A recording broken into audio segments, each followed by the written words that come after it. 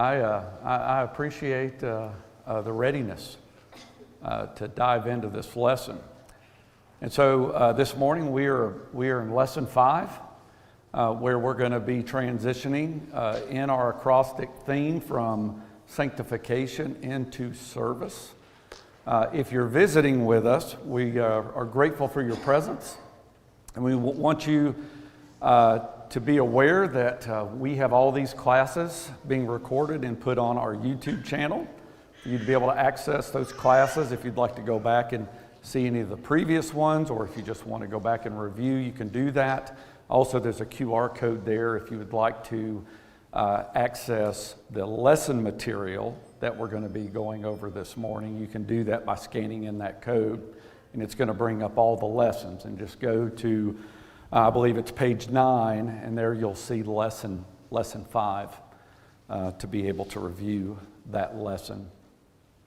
If you remember, one of our objectives in this class is just to develop some better Bible study habits, and one of the ways that we can do that, perhaps probably the most profound way of doing that, is simply reading the text. And so what I've asked you to do is just read through the letter as many times as you can throughout the week. It takes about 16 to 20 minutes to simply read the letter of 1 Peter.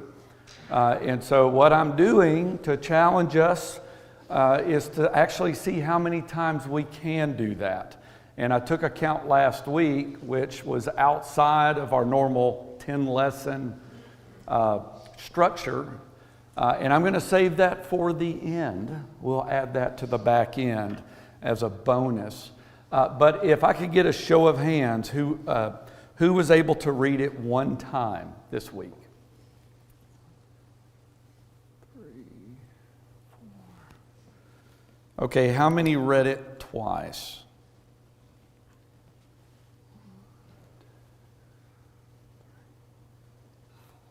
Very good. How many times? 3 times.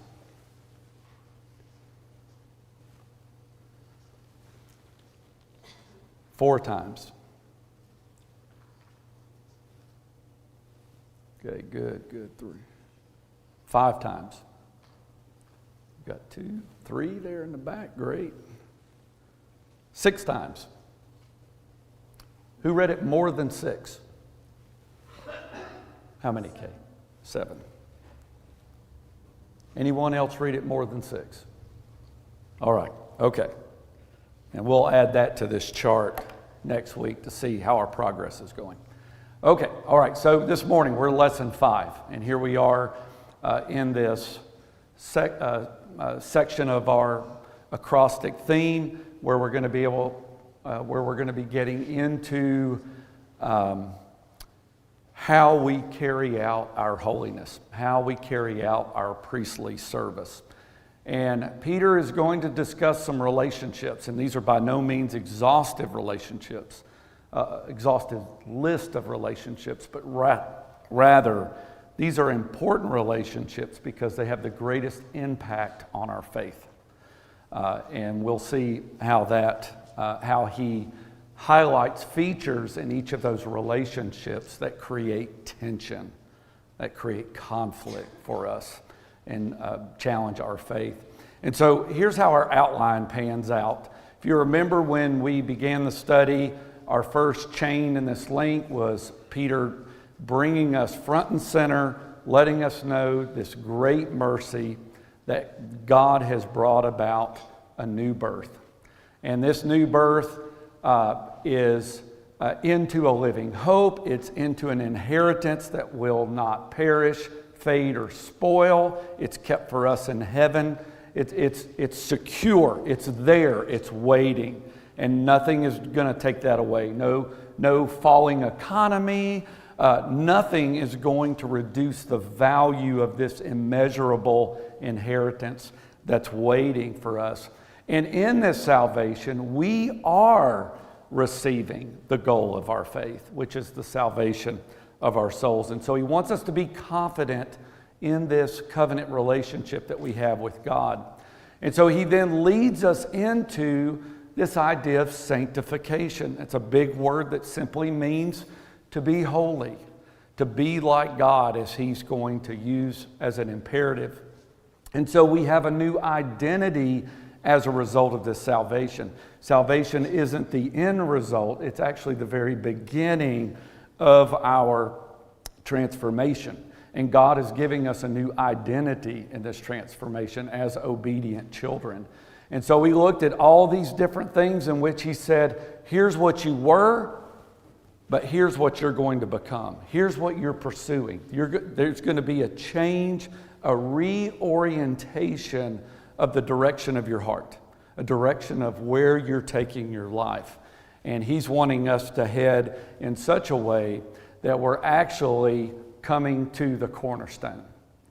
And he has presented Christ as the shed blood atoning sacrifice directly into this authoritative, grounded, confident, secure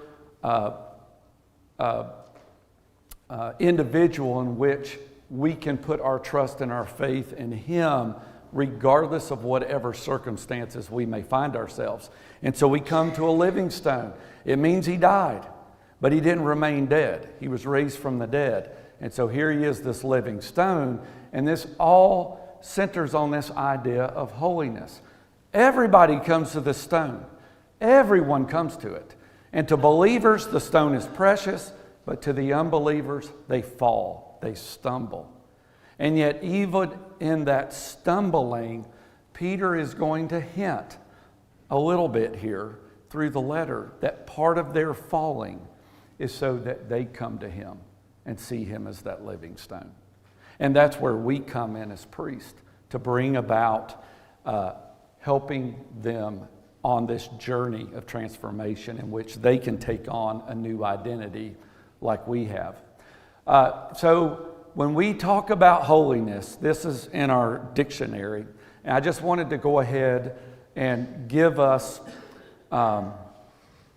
just a simple dictionary term in the way that I've defined it looking at this text. And so what does it mean to be holy? Well, first, it doesn't mean seeking religion by strictly following rigid moral frameworks that often result in doubt, fear of failure, and shame cycles.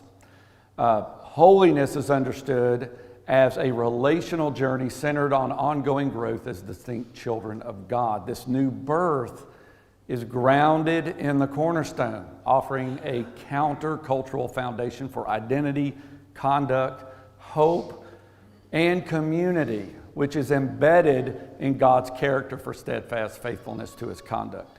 And so our pursuit of holiness isn't just fulfilling a lot of rules and regulations, check boxing off all these different things we've done. That's actually not holiness at all. That's just rule keeping.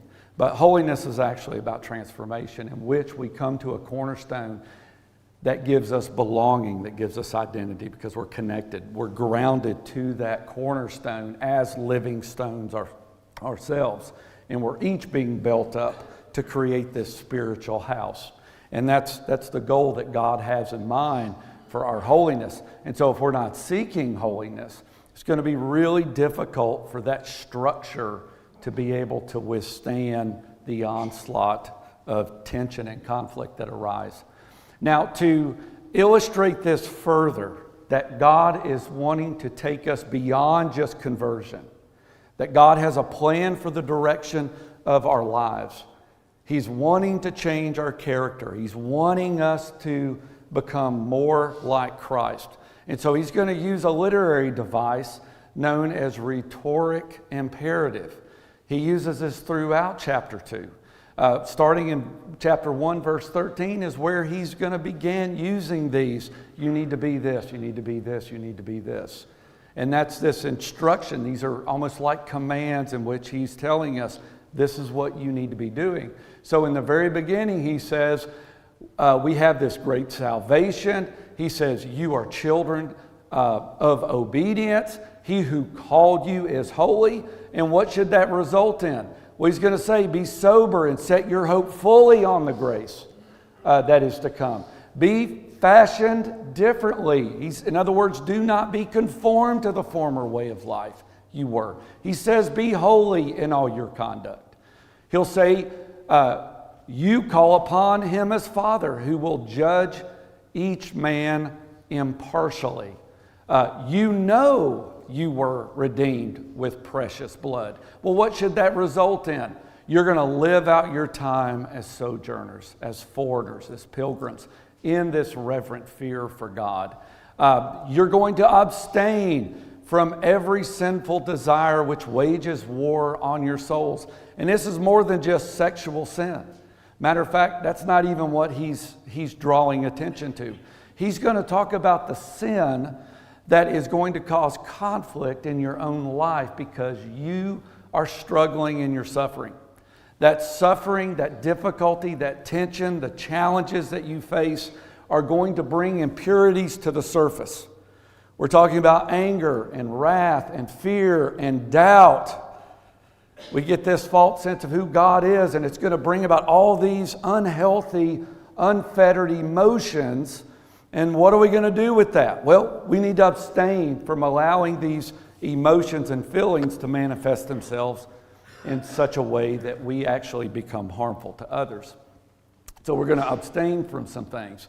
You have purified your souls in obedience to the truth. What should that result in? Loving one another, and loving even with a fervent love. You have been begotten again, he comes back to in chapter 1.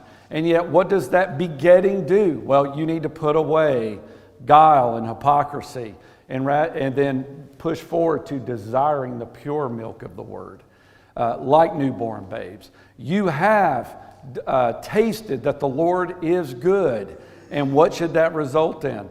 That you be built up into a spiritual house, that you are busy offering up sacrifices, spiritual sacrifices, and declaring the praises of him who called you, which I think is actually on this last one. You are elect race, royal priesthood, holy nation, God's special possession. You've been called out of darkness and into his marvelous light. What do we do with that? Well, we're going to be busy declaring the praises of him who called you out of that darkness and into that marvelous light. And so you'll see, here's what God is doing. Here's what he's done to bring about this new identity, this new covenant relationship in which we are being built up into the spiritual house. And what should it result in? Evidence. Evidence of your faith. Evidence in your transformation. And so my character, my behavior should demonstrate that I look like a royal priest, that I look like this holy priest. And people see the holy service and the duty and the way that I conduct myself. And he's going to bring up these special relationships in which we're going to see that. And so in our service, he's going to introduce a new posture. We're going to have a new posture in this world because holiness is more than just us coming to church and just doing church. No, our holiness is in every aspect of our lives, in everything that we do, from driving to the grocery store to working with a coworker, to helping my neighbor. It doesn't matter. Whatever I'm doing, I am declaring the praises of him. I am offering up spiritual sacrifices as this holy priest. And I'm doing this in order to show the world what God looks like, the relationship that we can have with God. And so he calls us to submit ourselves to every human creation. The literal standard translation uses every human creation.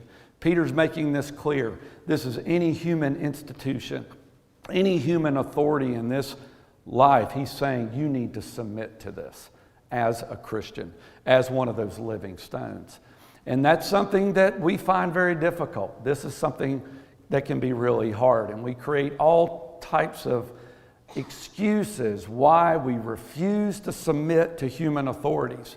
And we actually will use God as a reason not to do that. And that is what's going to create a problem with this transactional holiness that we brought up last week. And we'll bring this back up again today. And so there's a spiritual warfare. That's what's going on here. And when we choose not to be in the fight, we are choosing to not be be the priest that we're called to be. And so we're in a spiritual warfare. And that's why we abstain from certain tendencies or cultural trends, because this is actually going to strengthen our position toward others, because we're going to be more obvious to others that we are actually different than the culture. And so that leads to this priestly service. It's by our conversation. That's the New King James Version, the King James Version of the word conduct. And he says, by your conduct or your conversations, we're going to be honorable among the nations, among the Gentiles, among the pagans.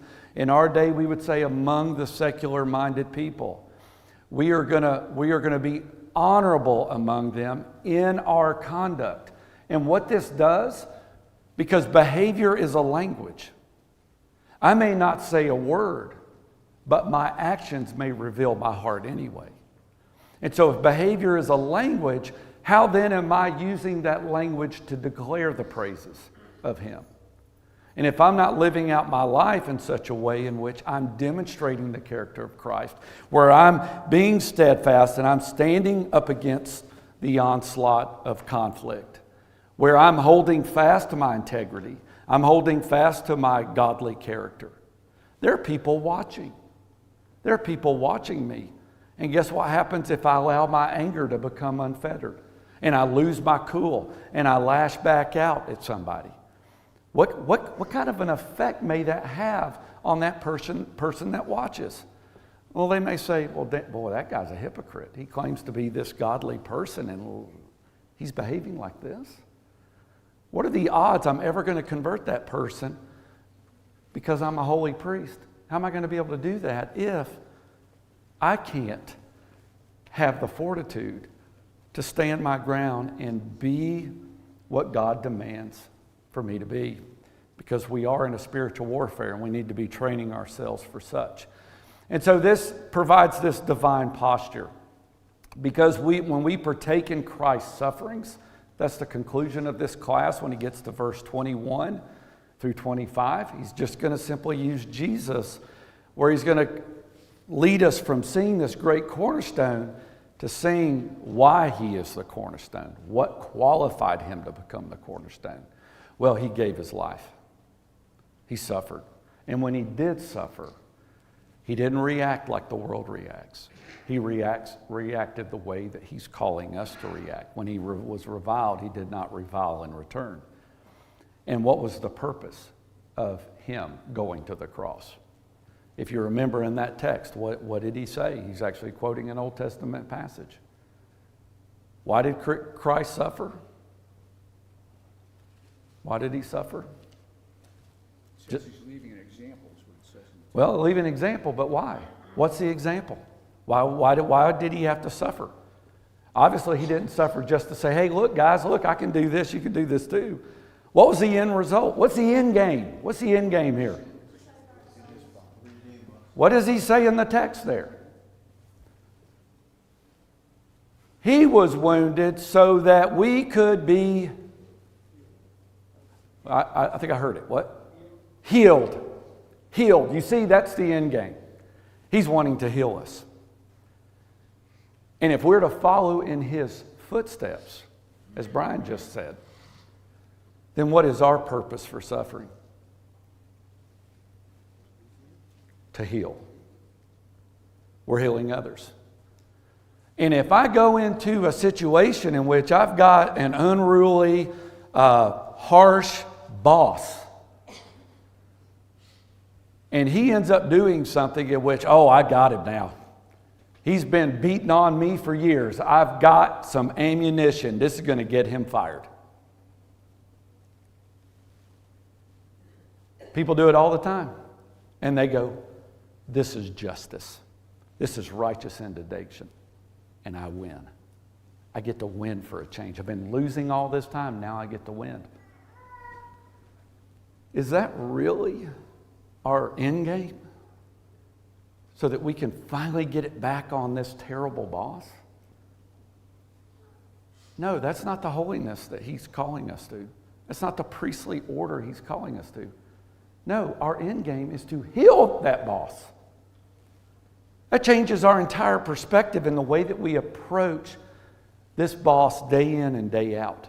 What are things that I can do that I can help heal this person? Because probably the reason why they're behaving the way they are is because they're hurting. They're on the other side of this. They're falling at this stone. They come to this stone and they're falling. And what we need to do is be the ones, like Christ, to suffer in order for them to be healed. So this is the beginning of our text in this lesson, lesson 5 here. So if you look at verses 11 and 12 in the text, these are actually transitional verses. It's actually very similar to what we see back in verse 1 and 17, where he's going to use some of the same language. And again, verses 13 through 17 is another set of transitional verses. This is where he's leading from salvation to sanctification in 1:17. We get to 2:11 and 12, and he's going to lead us from sanctification into service. And so he's going to make this distinction, and he's going to use another device here, a literary device, in parallelism. And so he's going to use a word that ought to cause us to think, wait a minute, I saw this somewhere else. Where did I see this? And lead us back, and then begin to see the way he's framing his letter. And so what we see within this text is that he's drawing our attention to the fact that they are going to accuse us of doing wrong, even though we're doing right. And yet we understand that the reason why they're accusing us of our good nature as being wrong is that they're in ignorance. The exact same way we were living in our own ignorance. He's drawing the connection back. You're going to live as foreigners and sojourners because the world is simply different. They're living in their ignorance. You've been called out of that darkness, out of that ignorance, because you've come to this truth. But that doesn't mean they get to stay in their darkness. You're a priest. You're the one intermediating on their behalf. And so your job is to lead them out of their ignorance. And we're going to do that through good conduct. Or as the King James says, good conversation.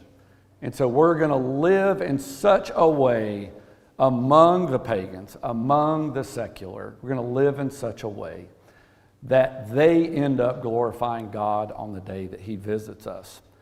And even though commentators are confused about what this might mean, I'm going to simply suggest that it makes a lot of sense within its context when we exegesis this statement that he's referring to people who are going to be converted as a result of your conduct.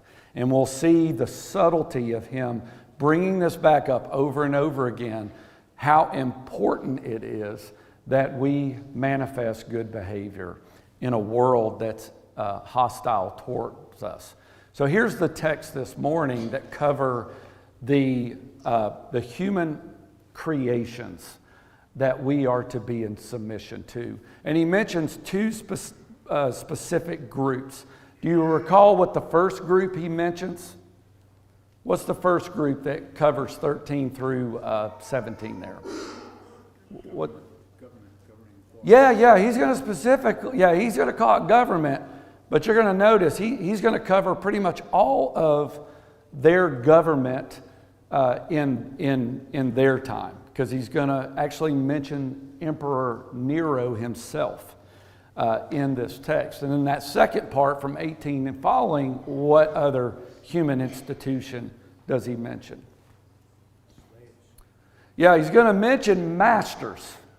Now he's going to address the Christians who are slaves, which I suspect most of them were, because the Roman Empire, some have said as little as 45% of the population were slaves. I heard as many as 82% were slaves. and we think, wow, that's a lot of slavery going on in Rome. But I want to keep this in context. There's a lot of slavery going on in this country too. And a lot of it has to do with financial slavery. The proverb says the borrower is slave to the lender.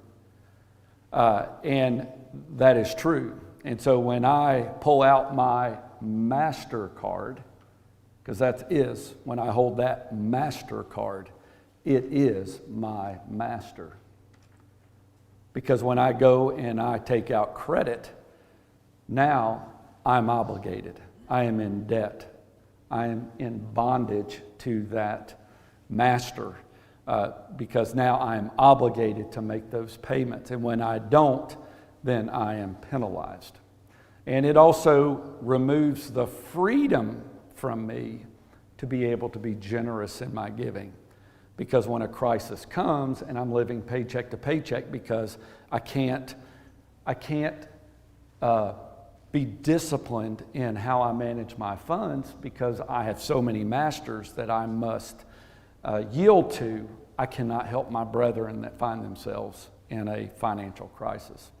And so that can happen. So this was a question in our lesson. If you look at number 3 there, what is the motivations for submission under harsh treatment? And there's a bunch of verses there that I'll mention this. But what is the key idea of all the things that he says that should motivate us to submit?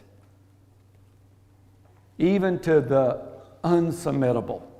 What's the overarching, repetitious thing that he brings up?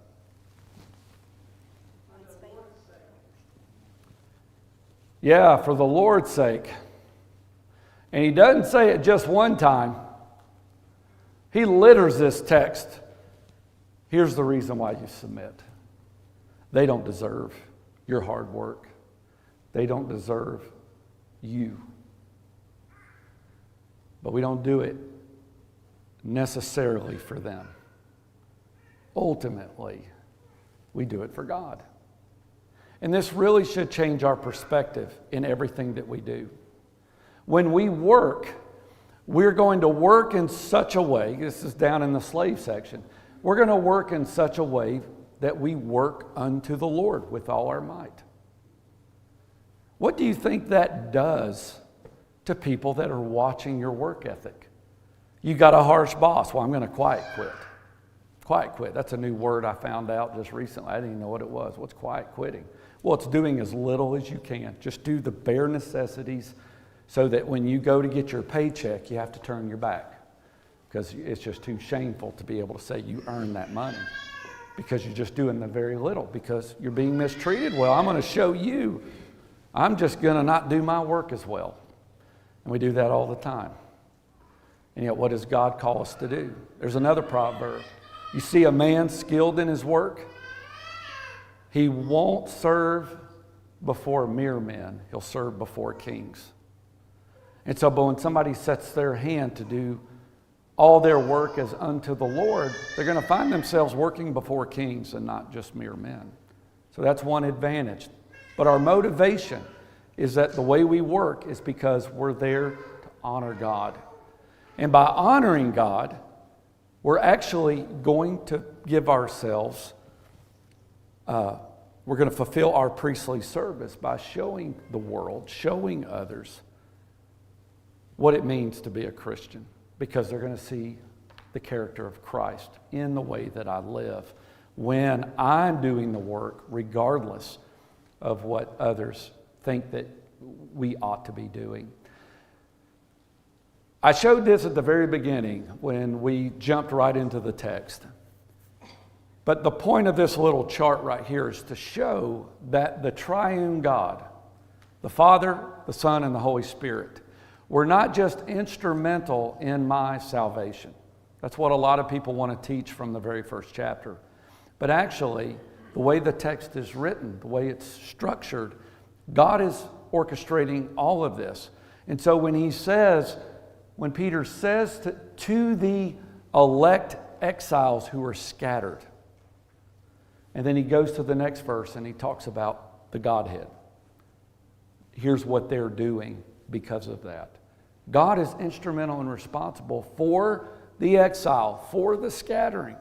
What is he doing? Well, he's refining us.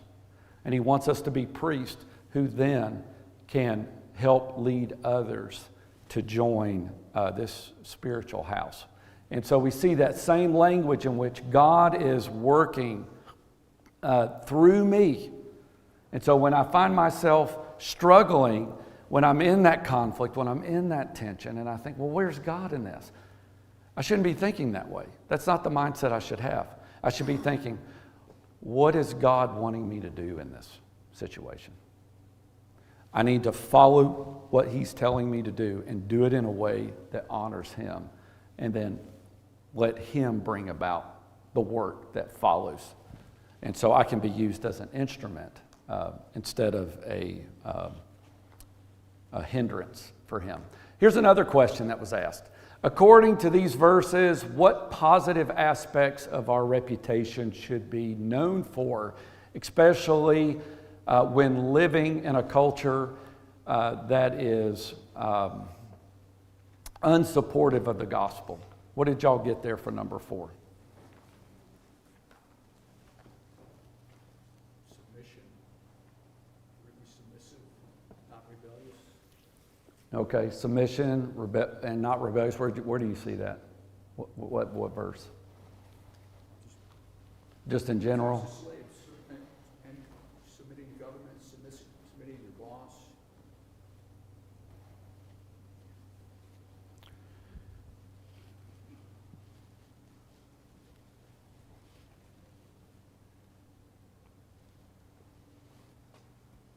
Anyone?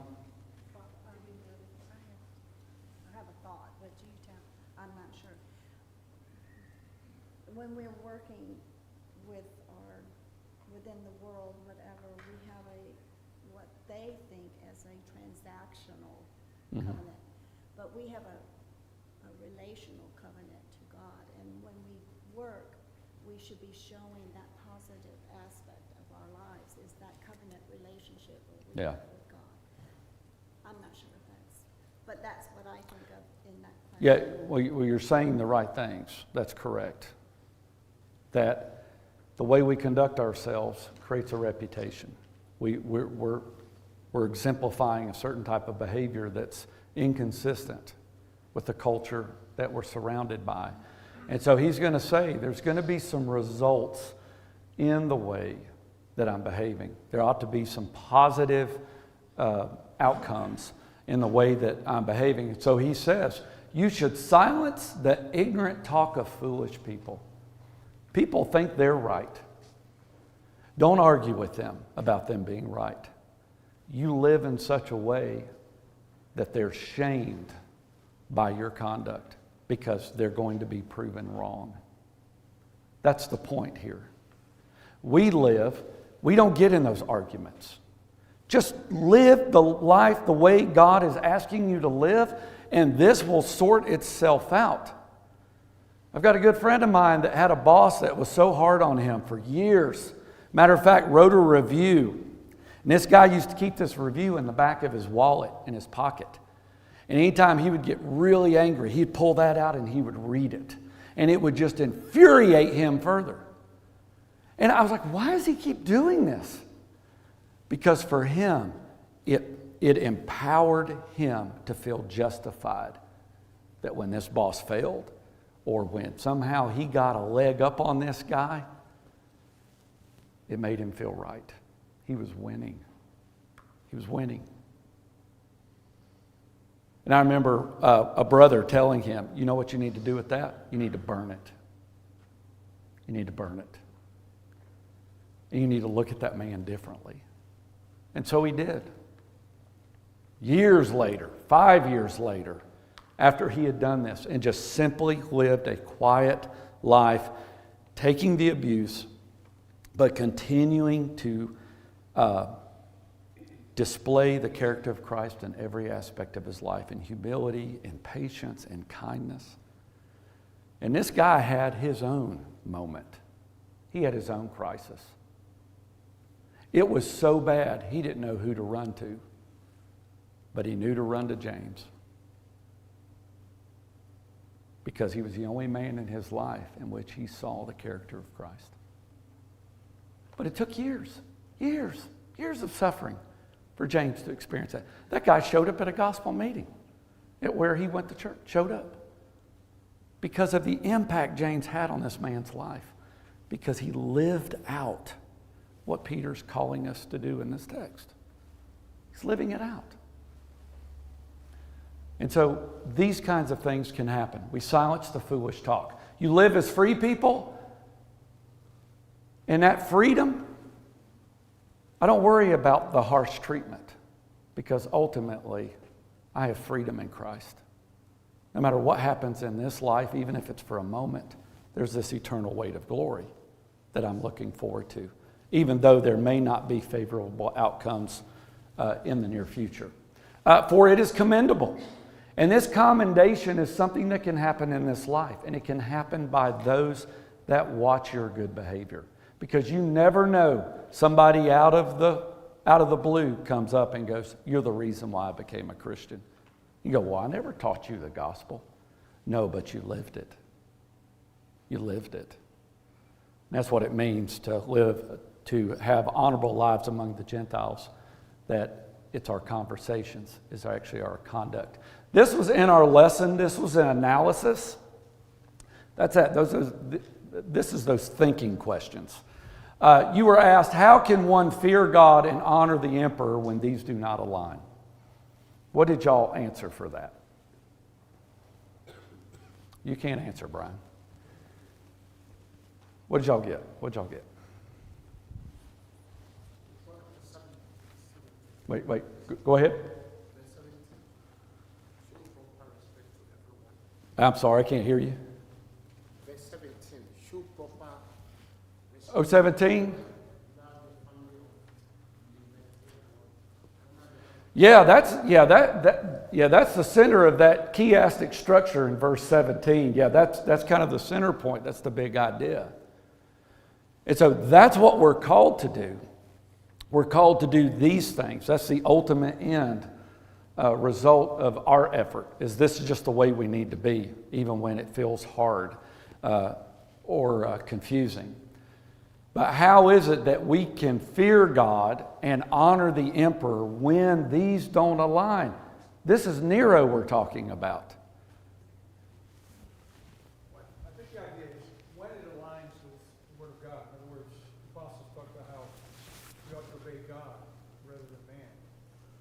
So if the government asks us to do something, the king asks us to do something that's ungodly, then we refuse. But other than that, everything else, we're to honor, we're to respect the king. Okay. Do the laws commanded us. And why? How can they align? Because Peter aligns it. Part of our service as Christians is obeying the laws of the land, as long as they don't conflict with what God says. Yeah, so Mike puts a qualifier on there that we can obey government until we see that they don't obey God.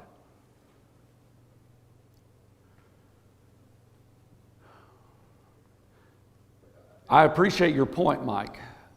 I'm not saying, because all governments are corrupt to some degree. I'm not Right. saying what they do is what they expect you to do. Right. We have to refuse it if it's wrong. Yeah. For me, this is extremely difficult. I don't think we can easily put just a clear way of approaching, well, this sounds unbiblical, and because it's unbiblical, then I don't have to obey it. I don't think it's that easy. I don't think it's that easy. We may be in submission to a government. Yeah, go ahead. Well, we're sojourners here. Yes. Our citizenship is in heaven.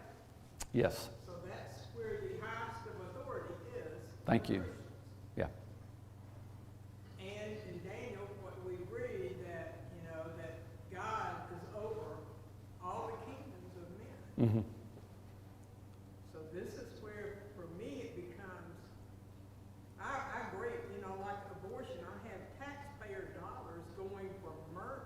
Yeah. And God has told us to pay our taxes. Yes. We don't have control over that, but God has control. Yeah. And that's where my faith to just believe. Sometimes it's hard to, like y'all were saying, to try to reconcile the two. How can I do that? Well, That's where right. our faith comes in, that God has all authority. Yeah, I appreciate that. I think that was well put, better than I could put it. But that's true. People will say, I'm not paying my taxes because I don't want my money to go and support something I don't agree with. Well, we need to let God work that out. We may work for a pretty evil business, evil company, and our involvement in the work that we're doing may not align with the Christian principles that we live by. And so, for example, you might have, to your point, Kathy, about abortions. What if there's a Christian woman who is a office manager at a clinic that actually performs abortions? Can they do that? Is that...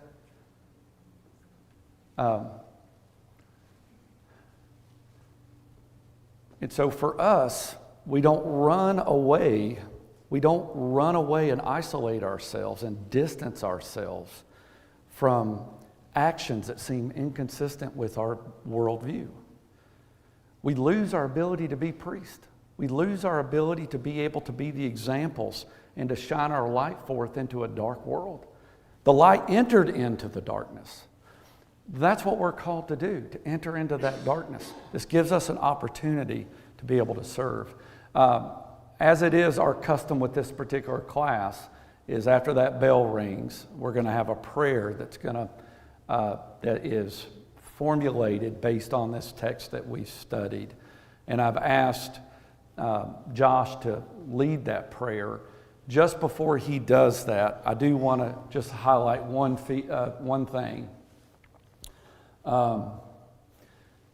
This goes back to our covenant-based holiness. We're law-abiding citizens even when it puts us in a deficit. This allows God to work through us in a way that is beyond our knowledge. We show honor because showing honor constructs bridges of trust in personal character, not in political allegiance. And so again, what am I doing? I'm living such a way that I can have an impact on others that don't align with my convictions. Holiness, which is covenant relations, is more obvious when under distress, when we accept unjust penalty patiently. Seeing misalignment as opportunities for display of respect, even when it is seen like losing. We move towards those that need to align with our worldview. And so you see the opposing idea here with the contractual holiness. You see, we resist laws or leaders that oppose religious convictions. We have apathy or contempt, even shaming toward political opposition, even among brethren. And I have seen more hostility between Christians because of this new president that just got elected. I've seen more conflict and arguments over that, and this ought not be so. This is shameful that we would get on message boards and social media and argue over politics. It's shameful. Politics is exempt from abstaining from sinful desires. And that's what we do. Oh, wait a minute. Politics, we don't apply that passage here. I can be disrespectful and angry and abusive toward others, even my own brethren. Treat submission as optional when the authority is unbiblical. Move to isolate from impact of local government or culture toward those that align with our worldview. You see the difference? What type of holiness are we going to embrace? The holiness that Peter talks about, or this pseudo-holiness that's so commonplace in our day and age? And with that, I'll have Josh lead us in a closing prayer here.